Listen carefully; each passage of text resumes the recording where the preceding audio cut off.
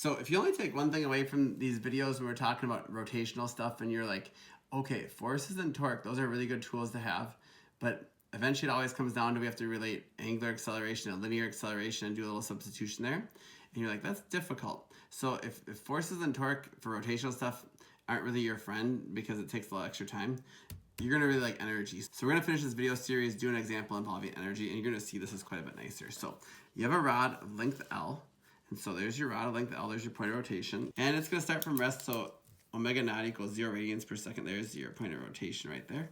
And it's free to rotate, and the moment of inertia of a rod fixed around a left end point or right end point is ml squared over 3. So we have that. And all they're going to say, hey, can you find your final angular velocity? So what they're going to do, they're going to say, we're going to release it, and we're going to let it swing down from this position to a vertical position. So you can kind of picture that, right? It's kind of like a diving board, and then the diving board just broke, and it went from point A to point B. And they want to figure out, hey, at your ending position here, what's your final angular velocity? So we're going to look at that. You can picture this. This has potential energy because it's just hanging up there. It's ready to rotate, and then all of a sudden it's going to drop, and it's going to have angular kinetic energy. It's going to have rotational kinetic energy. All right. And one really important note, we'll talk more about this. You can kind of picture it's going to sweep from this position. It's going to go like down to that position right there, and the center of gravity is right there, and it's going to sweep down to there. We're not going to have any translational kinetic energy because we only have the rotational kinetic energy because it's just sweeping out a circle. It's not like it's sweeping out a circle as it goes that way. So the cool thing is we have PE, and it's just going to convert over to rotational kinetic energy.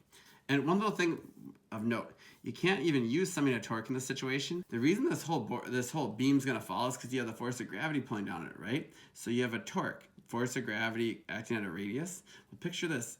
As that beam falls, the angle between your force of gravity and your R right there changes. As that angle changes, your net torque's going to change. If your net torque changes, your angular acceleration is going to change. And if your angular acceleration changes, you can't use rotational kinematics. So the reason I'm saying is energy is your friend. Number one, sometimes torque and forces don't even work because your torque's not constant, which means your angular acceleration's not constant.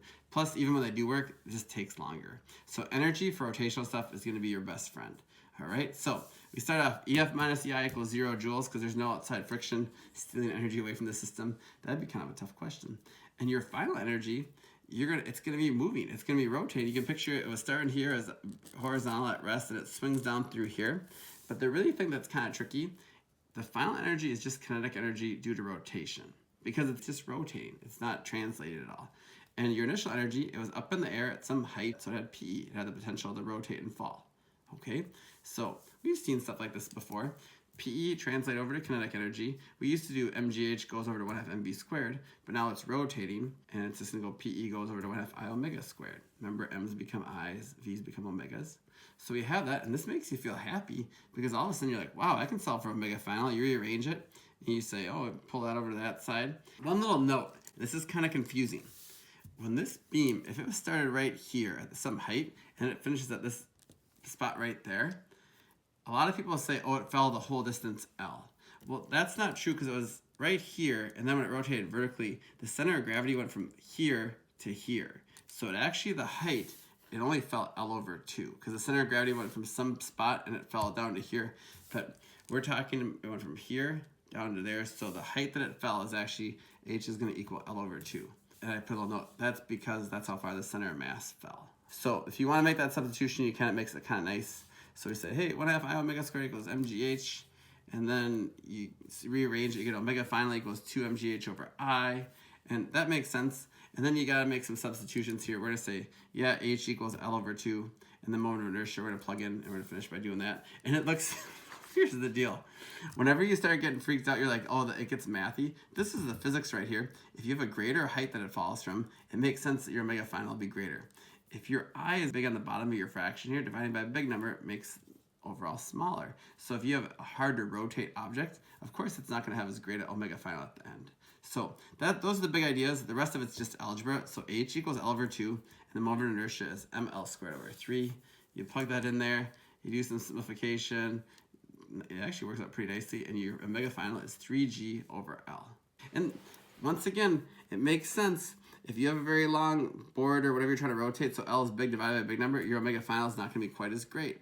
So it's just some things to consider. For rotational questions, energy is going to be a really good friend as opposed to torque and forces, because in this situation, you couldn't use torque because it wasn't a constant torque throughout the whole process. So the torque would have varied throughout this process because the angle was changing, which means angular acceleration is changing, which means you can't use kinematics because rotational kinematics, and kinematics is only good when acceleration is constant.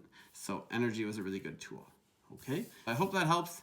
That's your final angular velocity as it sweeps right at the bottom right there. Right at the bottom, so it goes from point A down to point B. So thanks for watching. Your big takeaway, it's okay to set up FBDs, but if you can use energy for questions like this. Thanks for watching.